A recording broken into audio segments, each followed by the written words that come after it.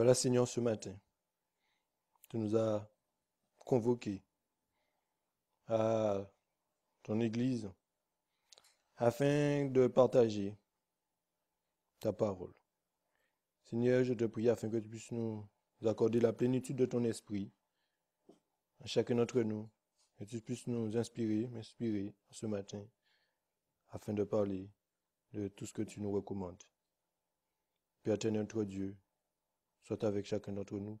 Envoie tes saints anges afin de nous garder, nous préserver des attaques de l'ennemi. Et nous te demandons tout cela au nom et par le précieux sang de ton Fils Jésus-Christ. Et pour ta gloire éternelle, mon Dieu. Amen.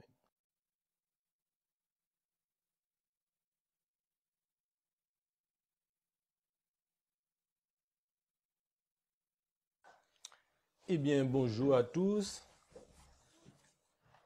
chers frères et sœurs, nos invités.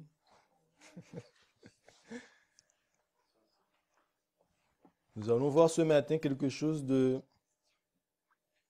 très important. Car le Seigneur nous a donné dans sa parole des indications à suivre pour pouvoir avoir accès à cette place que le Seigneur Jésus-Christ nous a dit qu'il a été nous préparer. Je vous invite à prendre le texte d'Apocalypse, chapitre 14, et le verset 3.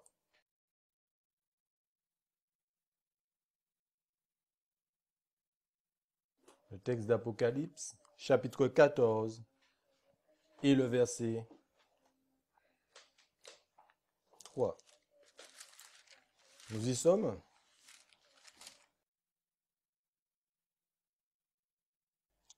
Et il chantait comme un cantique nouveau devant le trône et devant les 4 animaux et les anciens. Et personne ne pouvait apprendre le cantique que les 144 000 qui ont été rachetés de la terre. Donc on nous parle des 144 000 les rachetés de la terre. Nous allons voir ce matin la perfection du caractère des 144 000. Qu'est-ce que le Seigneur attend de nous au niveau du caractère pour pouvoir justement avoir accès à son royaume? Car les 144 000 ont un caractère bien spécifique. 144 000, ce sont ceux qui ont été rachetés de la terre. Et ce sont ceux qui ont pris part à ce chant, à ce cantique nouveau. Jean chapitre 17 et le verset 17. Jean nous dit, Jean chapitre 17 et le verset 17.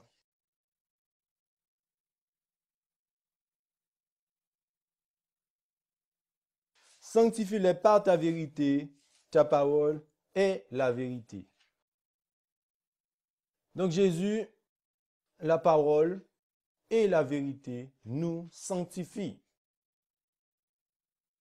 Donc pour pouvoir être sanctifié par le Christ, qui est la parole, parce que c'est Christ qui nous sanctifie. Et à travers sa parole, à travers lui, nous sommes sanctifiés. Donc, il nous faut un passage obligatoire. Et quel est ce passage? Il nous faut un passage obligatoire. Quel est ce passage? C'est la sanctification. Nous devons être sanctifiés. Car Hébreux, chapitre 12 et le verset 14. Hébreux, chapitre 12 et le verset 14 nous dit « Cherchez la paix avec tous Hébreux chapitre 12 et le verset 14 nous est dit: recherchez la paix avec tous et la sanctification, sans laquelle personne ne verra le Seigneur. Donc si nous ne sommes pas sanctifiés, nous ne pouvons pas voir le Seigneur. Mais qu'est-ce que la sanctification et comment y parvenir? Nous allons lire dans Conquérant Pacifique, à la page 500 et paragraphe 1. La sanctification n'est pas l'œuvre d'un moment, d'une heure ou d'un jour, mais de toute une vie.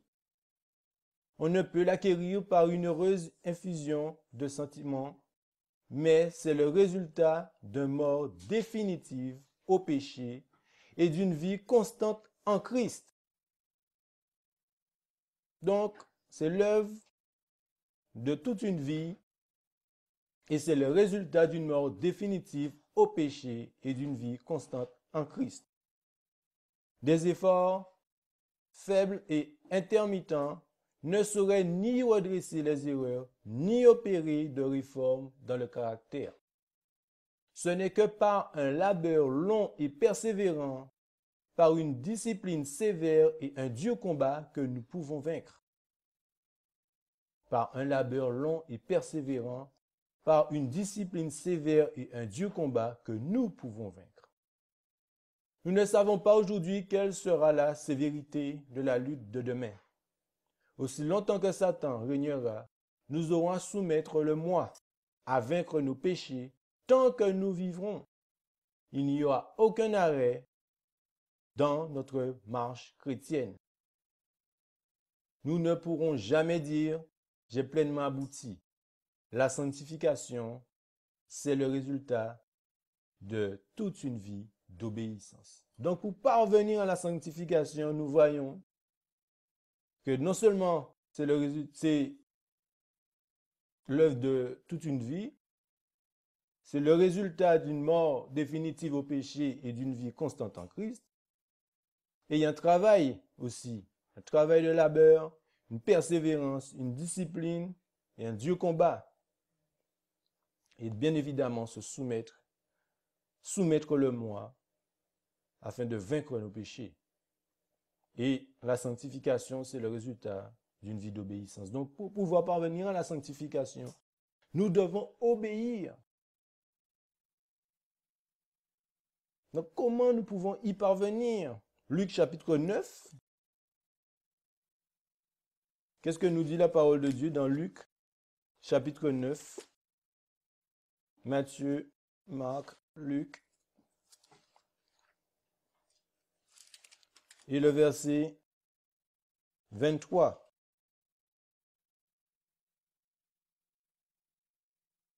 Or, il disait à tous, si quelqu'un veut venir après moi, qu'il renonce à lui-même, qu'il se charge chaque jour de sa croix et qu'il me suive.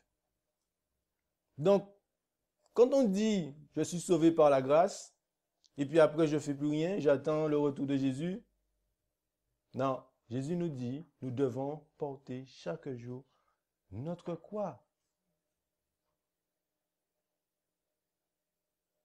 Nous devons chaque jour porter notre croix. Et pour cela, comme on l'a vu, nous devons avoir une vie d'obéissance. Nous devons obéir. Dans Conquérant Pacifique, page 499, paragraphe 5, il nous est dit, ceux qui désirent parvenir à la sanctification doivent d'abord apprendre ce qu'est le sacrifice de soi-même. La croix du Christ est le pilier central sur lequel repose, au-delà de toute mesure, un poids éternel de gloire. Si quelqu'un veut venir après moi, dit le Christ, qu'il renonce à lui-même, qu'il se charge de sa croix et qu'il me suive. C'est le suave parfum de l'amour pour nos semblables qui révèle notre amour pour Dieu. Je répète, c'est le suave parfum de l'amour pour nos semblables qui révèle notre amour pour Dieu. c'est la patience dans le service qui apporte la paix dans l'âme. La prospérité de l'Église sera assurée par un travail humble, diligent et fidèle. Dieu soutient et fortifie celui qui désire suivre le chemin qui mène au Christ. Donc nous voyons que nous devons apprendre ce qu'est le sacrifice de soi-même. Donc nous devons renoncer à nous-mêmes. Nous devons briser le moi. Et cela se voit à travers l'amour pour nos semblables. Donc nous voyons aussi que nous devons travailler humblement, avec diligence et fidélité. Et à cela, nous pouvons voir le chemin qui amène au Christ. Car Romains 6, verset 11 nous dit aussi, Romains chapitre 6, c'est le verset 11,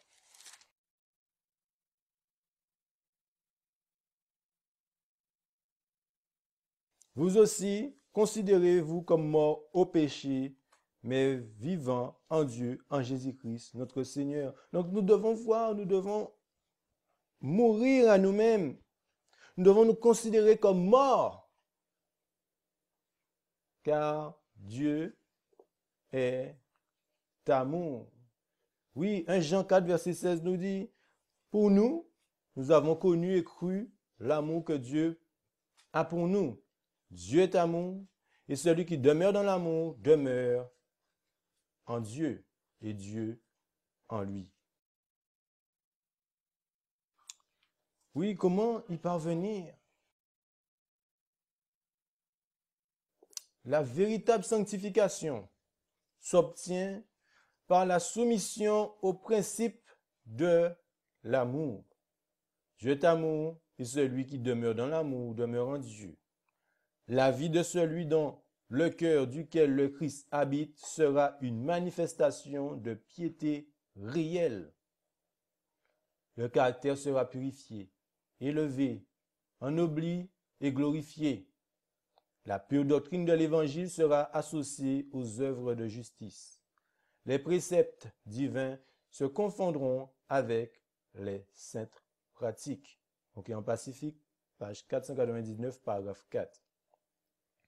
Donc, la véritable sanctification s'obtient par la soumission au principe de l'amour. Car Dieu est amour, bien évidemment. Et si nous voulons avoir accès au ciel, nous devons avoir aussi cet amour que Dieu a vis-à-vis de nous et que nous ayons aussi la même chose vis-à-vis de nos semblables. Donc la vie de celui dans lequel le cœur duquel le Christ habite sera une manifestation de piété réelle.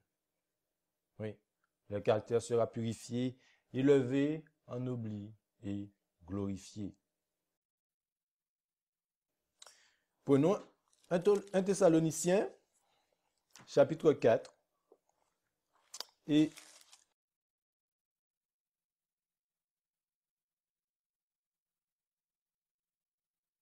un Thessaloniciens, chapitre 4.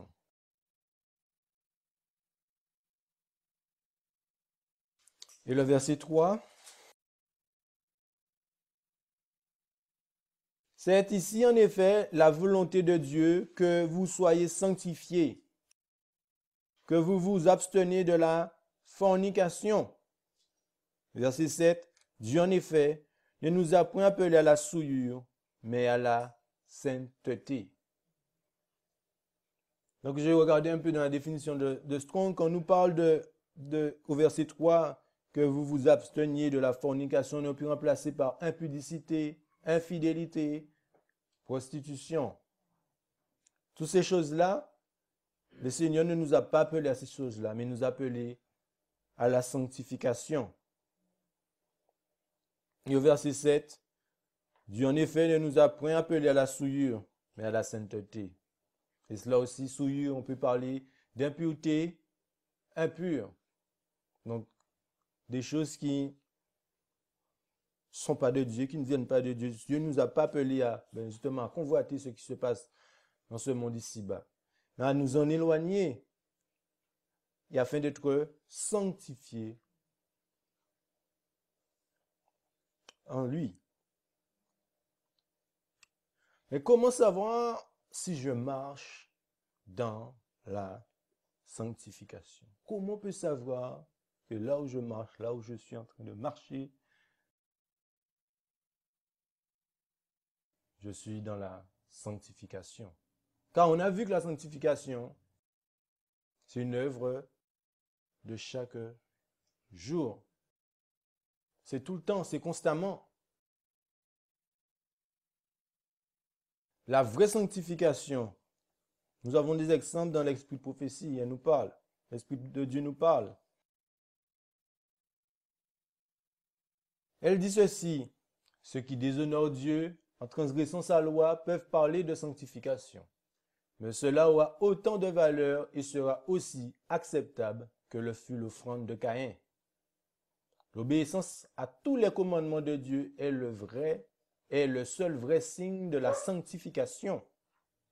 La désobéissance est le signe de la déloyauté et de l'apostasie. Je répète, l'obéissance à tous les commandements de Dieu est le seul vrai signe de la sanctification. Abel a fait un sacrifice par le sang. Et le sang, c'est la vie.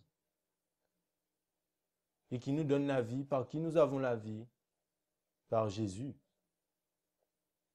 Donc en Jésus, il y a la sanctification. Car le sang de Jésus nous purifie, il nous sanctifie. Qu'est-ce qu'un Corinthien, chapitre 1 et le verset 30. 1 Corinthiens, chapitre 1 et le verset 30. Or, c'est par lui que vous êtes en Jésus-Christ, qui nous a été fait de la part de Dieu sagesse, justice, sanctification et rédemption. Oui, par Jésus, nous avons sagesse, justice, sanctification et rédemption. Car il est le seul chemin. Sans Jésus, nous sommes rien. Et c'est à travers Jésus que nous parvenons à cette sanctification. Donc, le signe concret de la sanctification, c'est l'obéissance consciencieuse à tous les commandements de Dieu. Il y a des évidences de la sanctification. Dans la revue On Herald, le 5 octobre 1886, voilà ce qui nous est dit. La vraie sanctification sera mise en évidence par une obéissance consciencieuse à tous les commandements de Dieu, par un développement méticuleux de chaque talent, par une conversation prudente, et l'humilité de Christ sera démontrée dans chaque acte. Une obéissance consciencieuse à tous les commandements de Dieu et par un développement méticuleux de chaque talent. Donc Dieu nous donne des talents et on doit les développer. Et bien évidemment, avec l'humilité de Christ, sera démontrée dans chaque acte. Mais quand on parle de sanctification, on pense aussi à sainteté. Pouvons-nous être saints? Parce qu'à ce qui paraît, on ne peut pas être saint sur cette terre jusqu'à ce que Jésus revienne et là, paf! On sera saint, on va arrêter de pécher, on ne péchera plus. Mais avant, ce n'est pas possible à ce qui paraît. Bon, on va voir ce que la parole de Dieu nous dit.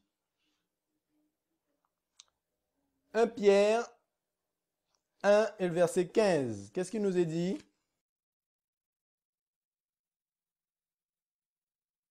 1 Pierre, chapitre 1 et le verset 15. Mais comme celui qui vous a appelé est saint, soyez vous-même saints dans toute votre conduite. En effet, il est écrit, soyez saints car je suis saint. Et Matthieu chapitre 5, verset 48.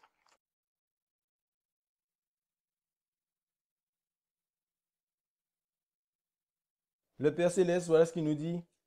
Soyez donc parfaits, comme votre Père qui est dans les cieux est parfait. Donc, soyez parfaits comme votre Père Céleste dans les cieux qui est parfait. Est-ce que cela veut dire que faites tout votre possible pour l'être ou essayez? Il nous dit soyez. Soyez. Dans 1 Pierre 1, verset 16.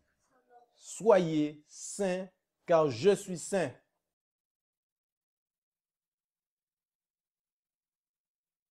Car la sainteté est à la portée de tous. Voilà ce que Jésus-Christ dit par sa messagère. Dieu a choisi les hommes depuis l'éternité pour qu'ils soient saints. Ce que Dieu veut, c'est votre sanctification. La loi de Dieu ne tolère aucun péché, mais elle réclame une obéissance parfaite. L'écho de la voix de Dieu nous parvient toujours, qui dit « plus saint encore, plus saint ». Et notre réponse doit toujours être « oui Seigneur, encore plus saint ». La sainteté est à la portée de tous ceux qui la recherchent avec foi, non à cause de leurs œuvres, mais à cause des mérites de Christ. Le pouvoir divin est donné à chaque âme qui lutte pour remporter la victoire sur le péché et sur Satan. La sainteté est à la portée de tous ceux qui la recherchent avec foi. Et non à cause de leurs œuvres, mais à cause des mérites de Christ. Le pouvoir divin donné à chaque âme qui lutte, car il y a une lutte à faire pour remporter la victoire sur le péché et sur Satan. Donc on est sauvé par grâce et on fait rien ainsi là, c'est pas possible. Il y a une lutte. Il y a une lutte. On a notre part à faire aussi. Et poursuit, le Christ a revêtu l'humanité et il a porté la haine du monde pour montrer aux hommes et aux femmes qu'ils peuvent vivre sans péché. Est-ce un menteur? Non. Notre Seigneur Jésus est la vérité. Et voilà ce qu'il nous dit. Qu'on peut vivre sans péché. Que leurs paroles, leurs actes, leur esprit peuvent être consacrés à Dieu. Nous pouvons être des chrétiens parfaits si cette puissance est manifestée dans nos vies. Quand la lumière du ciel repose sur nous en permanence, nous refléterons le Christ. C'était la justice révélée dans sa vie qui différenciait Jésus du monde et qui lui attirait sa haine. Car il était différent. Et parce qu'il était différent et parfait, on ne l'aimait pas, les amis. Donc si on nous aime, c'est qu'on n'est pas parfait.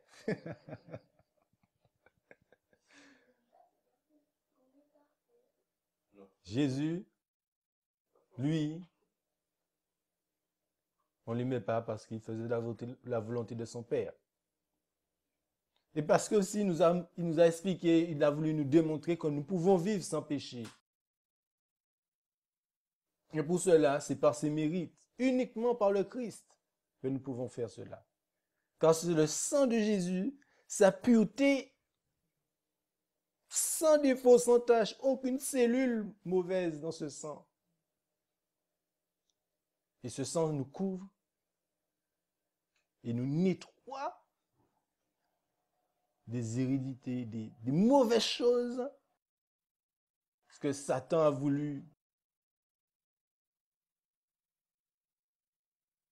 mettre ou nous accaparer avec toutes ces séductions.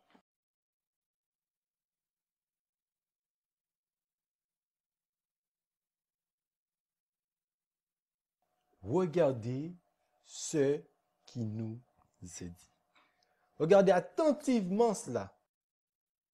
Seuls entreront dans le ciel au jour du jugement, quoi? Ceux qui auront formé un caractère dégageant une influence céleste. En carré dit, seuls entreront dans le ciel au jour du jugement ceux qui auront formé un caractère dégageant une influence céleste. Pour être un saint dans le ciel, il faut être d'abord un saint sur la terre. On ne peut pas avoir accès dans le ciel de notre Père céleste sans être d'abord un saint sur la terre. Moi, je comprends ça. Pour moi, c'est logique. Il y a assez déjà de dégâts ici pour en rajouter encore là-haut.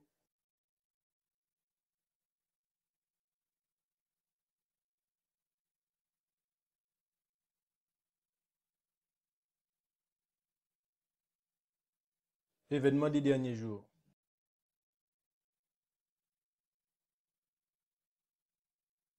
Donc, pouvons-nous atteindre la perfection du caractère? Est-ce que nous pouvons atteindre la perfection du caractère? On a vu tout à l'heure là notre modèle.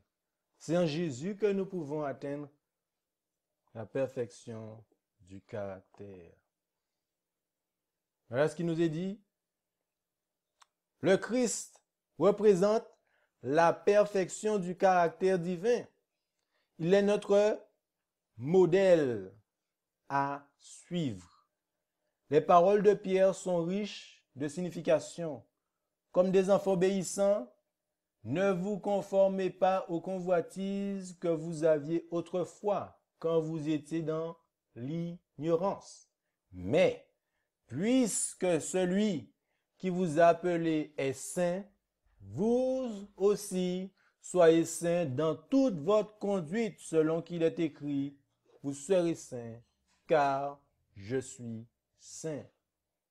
Donc, Jésus nous a montré le chemin que nous pouvons faire cela.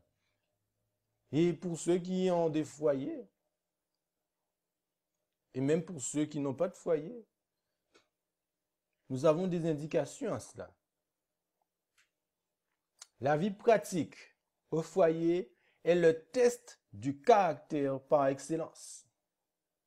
Par ses prévenances pleines d'affection dans le foyer, par l'exercice de la patience, de la bienveillance et de l'amour, un homme forge son caractère.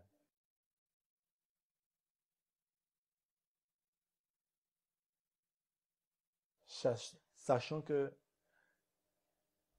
le peuple de Dieu est une famille et forme un foyer. Et dans ce foyer, il y a un test. Ça nous permet de tester le caractère. C'est un test par excellence. Et à cela, nous avons l'exercice de la patience, de la bienveillance et de l'amour pour nous aider à forger notre caractère. Et donc Jésus nous donne cette indication que nous pouvons y arriver. Dans son humanité, Jésus nous a prouvé que grâce à une coopération réelle avec Dieu, l'homme peut arriver à la perfection du caractère. Nous avons donc l'assurance que nous aussi, nous pouvons obtenir la victoire totale. Donc en Christ, nous pouvons obtenir la victoire totale. Et il nous dit que nous pouvons arriver à la perfection du caractère. C'est Jésus qui nous dit ça. Donc on voit que la sanctification, c'est le résultat de toute une vie d'obéissance. Donc une vie d'obéissance amène à la perfection du caractère. Une vie de soumission à Dieu nous amène à la perfection du caractère. Car Hébreux chapitre 5,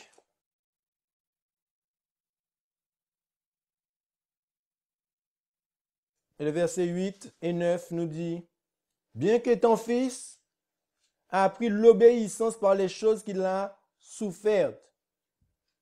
Et ayant été rendu parfait, il est devenu l'auteur du salut éternel pour tous ceux qui lui obéissent. Jésus aussi a appris l'obéissance pour parvenir à tout cela.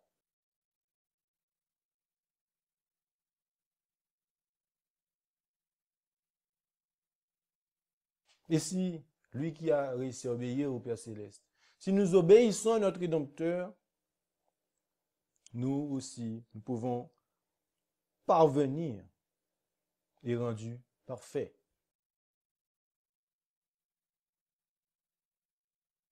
Car la perfection du caractère s'obtient par l'exercice des facultés mentales au cours des épreuves les plus graves, en se soumettant à toutes les exigences de la loi divine. Des hommes occupant des paroles de confiance doivent servir d'instruments entre les mains de Dieu pour le glorifier en accomplissant leur devoir avec une entière fidélité. Ils acquièrent un caractère parfait. Donc c'est par l'exercice des facultés mentales au cours des épreuves les plus graves, en se soumettant à toutes les exigences de la loi divine, nous pouvons obtenir la perfection du caractère. Et pour cela, nous devons être fidèles dans les petites choses comme dans les grandes.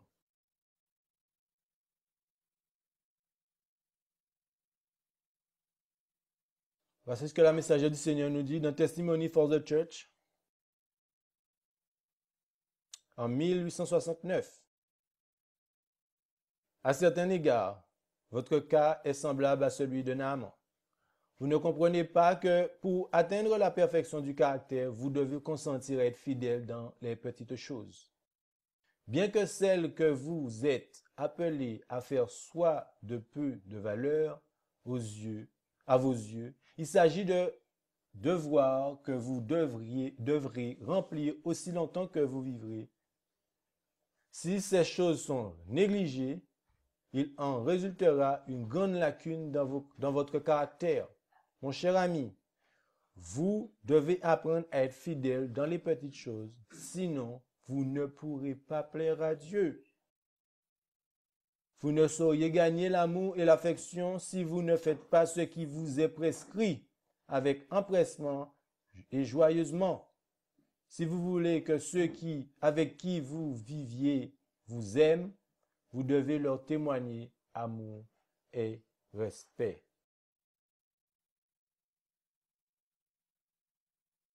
Mais est-ce facile d'atteindre la perfection du caractère?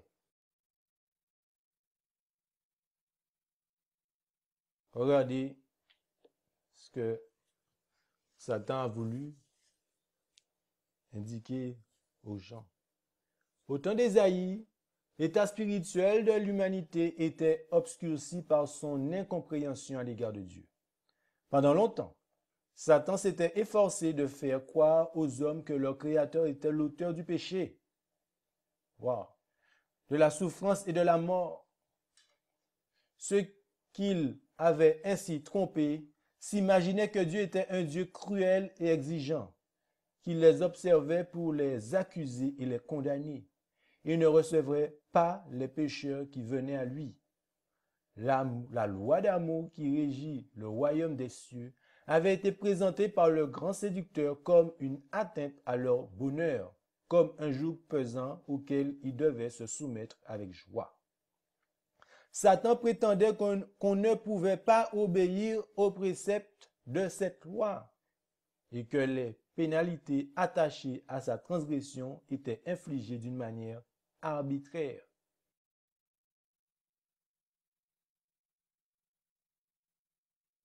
Mais qu'est-ce que la parole de Dieu nous dit?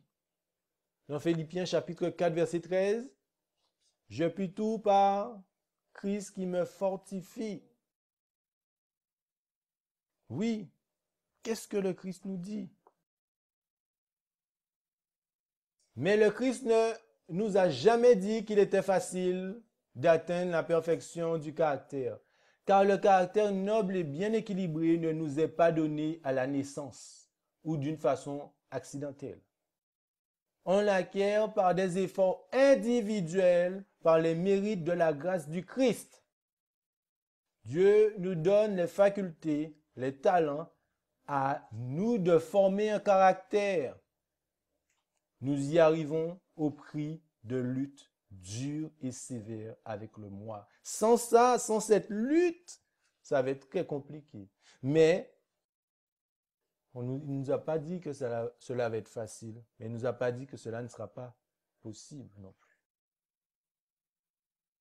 Il faut s'examiner avec le plus grand soin et ne faire grâce à aucun trait de caractère qui serait défectueux.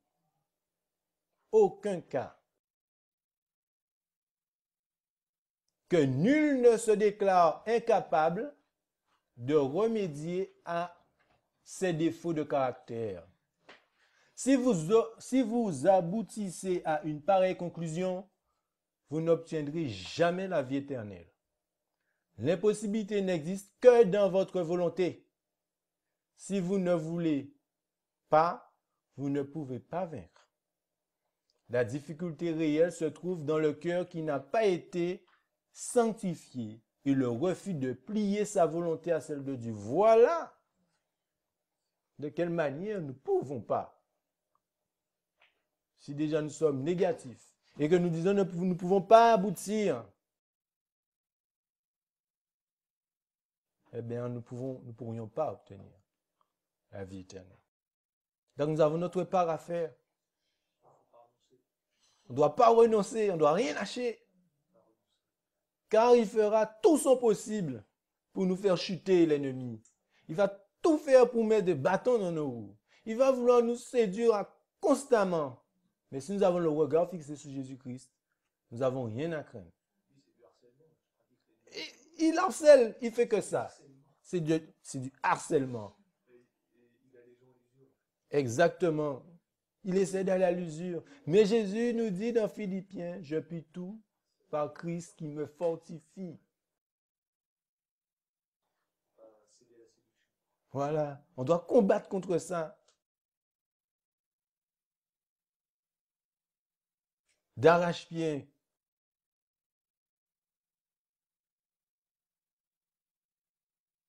Il nous dit, la gloire incorruptible et la vie éternelle sont la récompense offerte par le Rédempteur à ceux qui lui obéissent. En se réclamant de son nom, on peut acquérir la perfection du caractère et vaincre comme il a vaincu. On peut acquérir la perfection du caractère et vaincre comme il a vaincu. Sa vie est un exemple et montre comment on peut triompher. Le salaire du péché, c'est la mort. Mais le don de Dieu, c'est la vie éternelle par Jésus-Christ notre Sauveur. Amen.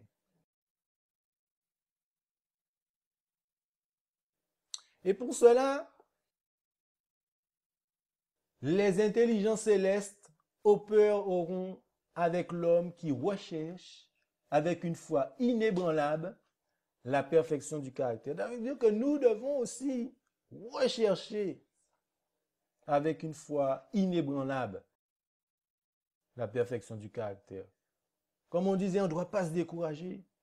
À tous ceux qui sont engagés dans cette voie, Jésus déclare, je me tiens à ta droite pour te secourir. Amen. Oui, il est là pour nous secourir. Mais pour cela, nous devons avoir une vie de prière. Nous devons vivre une double vie. Une vie de pensée et une vie d'action. Une vie de prière silencieuse et une vie de travail intense. Dieu veut que nous soyons des épîtres vivants, connus et lus de tous les hommes. L'âme qui se tourne vers Dieu par la prière quotidienne pour recevoir la force dont elle a besoin aura de nobles aspirations, une claire vision de la vérité et du devoir, des buts élevés dans l'action et une faim et une soif constante de la justice. Une vie de prière silencieuse et une vie de travail intense.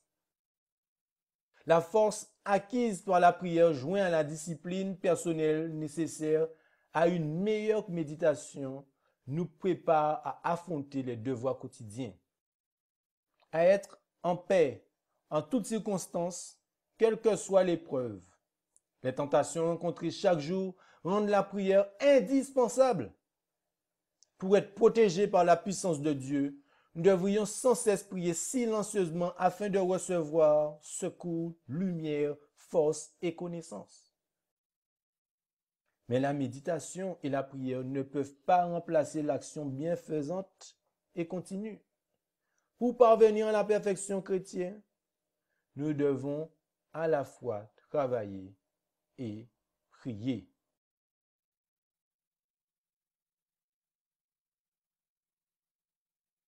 Il faut pratiquer. Aussi, prier, pratiquer, c'est lié, indissociable. Mais à quel moment la perfection du caractère est atteinte? À quel moment?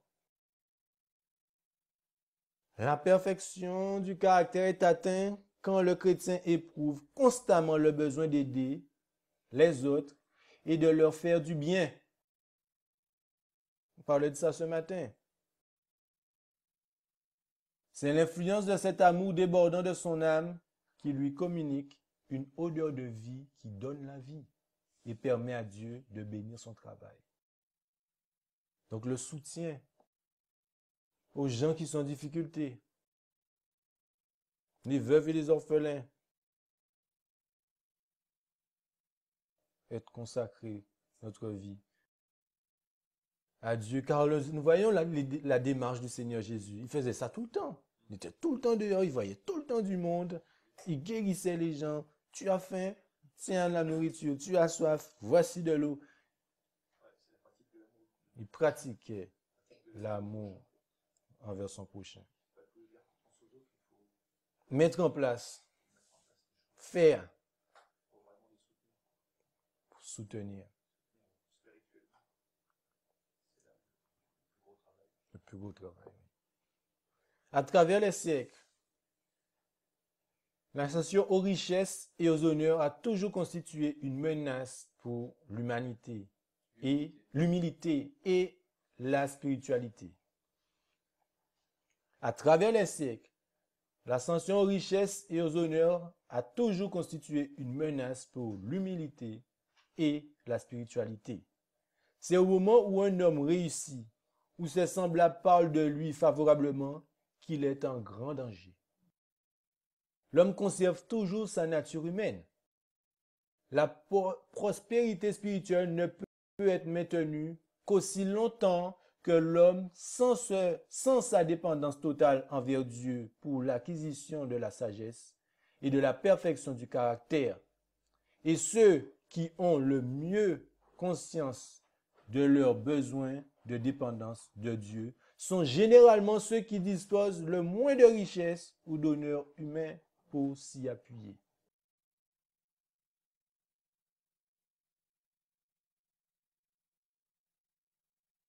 Donc, qu'est-ce qui peut nous empêcher?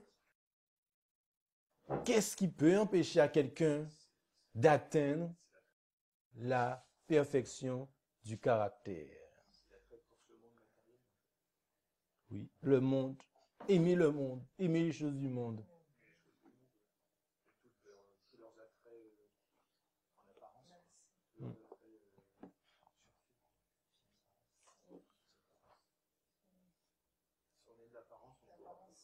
Oui, beaucoup d'apparence certainement.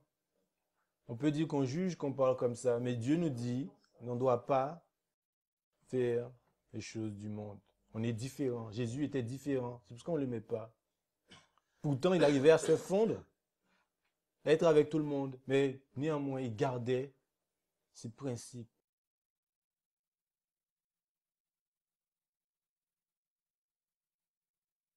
On doit avoir une démarche sincère envers Dieu. On doit être obéissant. On a vu, hein, la perfection du caractère.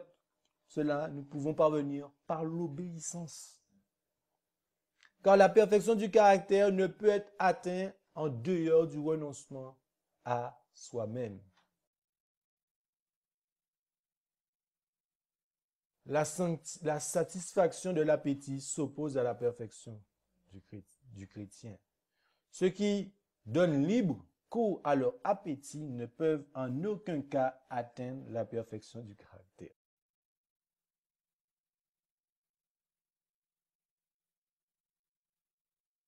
La puissance de l'appétit causera la perte de milliers d'hommes, alors que s'ils avaient eu la victoire à cet égard, ils auraient eu la force morale de triompher de toutes les autres tentations de Satan.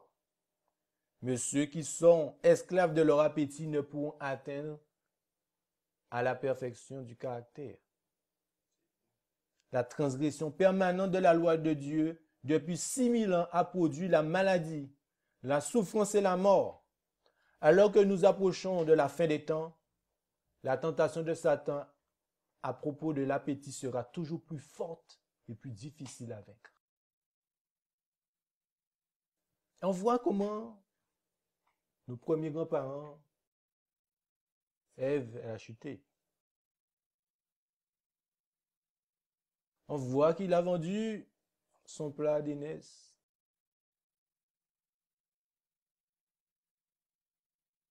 Mais il y a eu des gens qui ont eu la victoire par rapport à cela. Nous avons l'exemple de Daniel,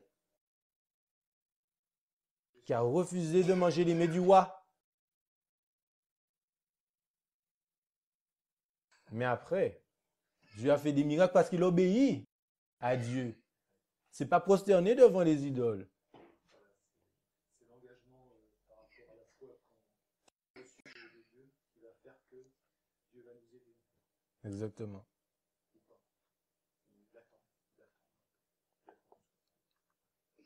Approchons-nous du Seigneur et il nous délivrera de toute intempérance dans le manger et dans le boire, ainsi que de toute passion mauvaise et de toute méchanceté.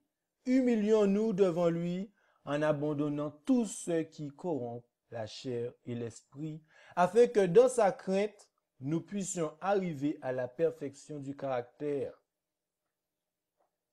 Approchons-nous du Seigneur et il nous permettra, il nous délivrera de toutes ces choses que Satan va qu'il utilise et qu'il va utiliser jusqu'à la fin et que ça va s'intensifier. Parce qu'on dit qu'il y aura des famines, il y aura des sécheresses, il y aura très peu de nourriture. Et celui qui n'arrive pas à vaincre cela, il peut vendre, il peut donner sa vie à Satan et se priver de la vie éternelle.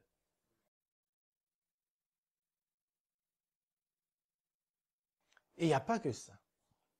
Car Dieu nous a donné cette possibilité d'être sur cette terre, afin de vivre avec d'autres personnes. Mais Satan utilise aussi, comme on a vu tout à l'heure là, comme on l'a dit, des moyens, du matériel, etc. pour nous accaparer. Peut-être des gens, c'est pas dans la nourriture, mais c'est dans autre chose. Il utilise toutes les faiblesses de la chair. Voici ce qu'a dit un frère. Frères et sœurs, B, n'ont pas appris à économiser. Ils veulent se procurer tout ce qu'ils voient. Quelle qu'en soit la quantité, jurent de tout. Et alors l'affliction les frappe et ils ne sont pas du tout préparés à la supporter. S'ils s'étaient montrés des gérants économes, disposés au renoncement, ils auraient déjà eu la possibilité d'acquérir une maison bien à eux et en outre de mettre de l'argent de côté pour affronter le cas échéant d'adversité. Mais ils se refusent à économiser comme l'ont fait d'autres, qui ont dû parfois même les perdre à leur charge. qui ont dû parfois même les prendre à leur charge. S'ils persistent dans cette attitude, ils n'atteindront pas la perfection du caractère pour le jour du Seigneur. Donc le Seigneur aussi souhaite que nous soyons des économes, qu'on ne fait pas ce qu'on veut. Et oui, il utilise aussi la mode.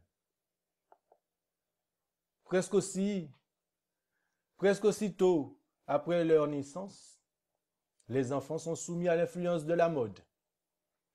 Ils entendent parler de vêtements bien plus que leur sauveur. Ils voient leur mère consulter les journaux de mode avec plus d'empressement que la Bible. Le vêtement est considéré comme bien plus important que la formation du caractère. Pareils enfants se privent ainsi de ce qu'il y a de meilleur, de plus doux et de plus vrai dans la vie. L'amour de la mode les empêche de se séparer pour la vie à venir. Se préparer pour la vie à venir. Mais ça on le vit. On voit autour de nous. Et on connaît, moi j'ai déjà étudié le cas de ces personnes-là, comment on les appelle, les stylistes, les grands couturiers. Les vêtements qu'ils font là, le hasard n'existe pas. Hein?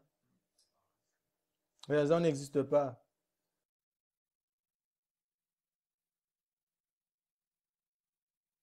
Mais qu'est-ce que le psaume 24, verset 3 nous dit? Si nous n'arrivons pas à vaincre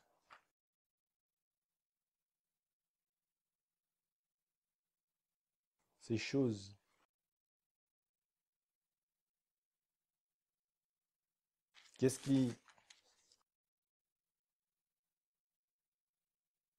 le psaume 24, le verset 3. Qui pourra monter à la montagne de l'Éternel? Et qui se tiendra dans le lieu de sa sainteté? Verset 4.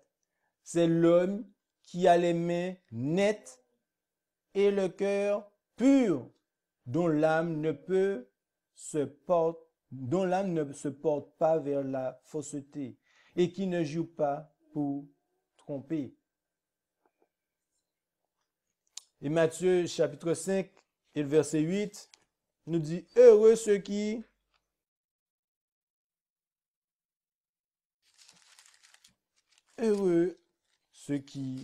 ont le cœur pur, car ils verront Dieu. » Heureux ceux qui ont le cœur pur.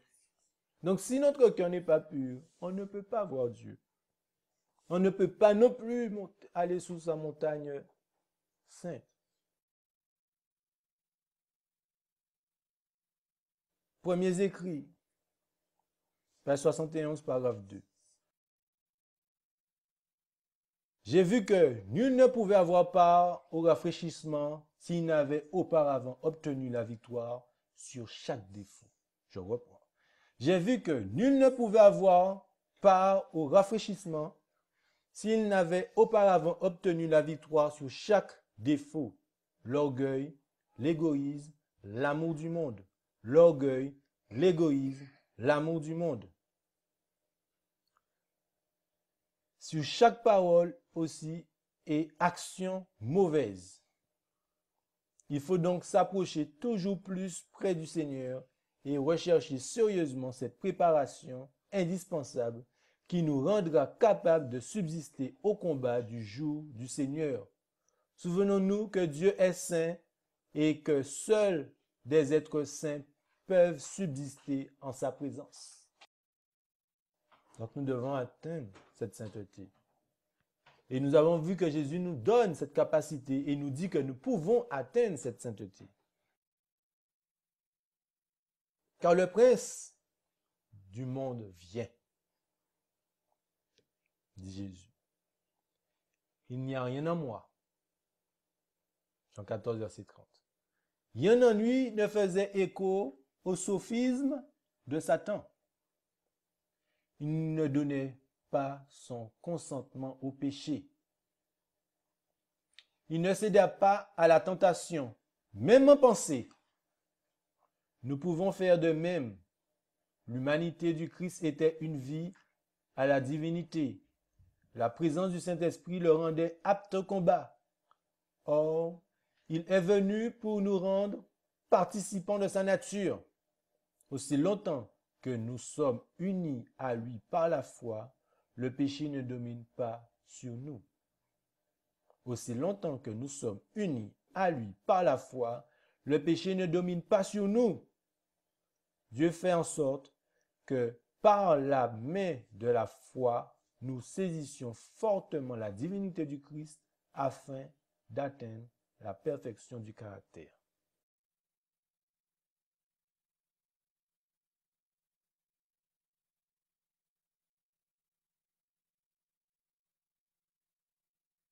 Par la main de la foi, nous saisissons fortement la divinité du Christ afin d'atteindre la perfection du caractère. Mais pour cela, nous devons être unis à lui par la foi.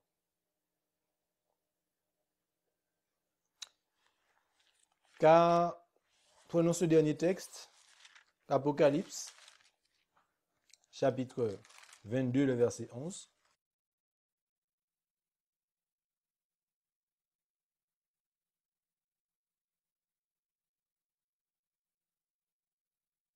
Que celui qui est injuste soit encore injuste.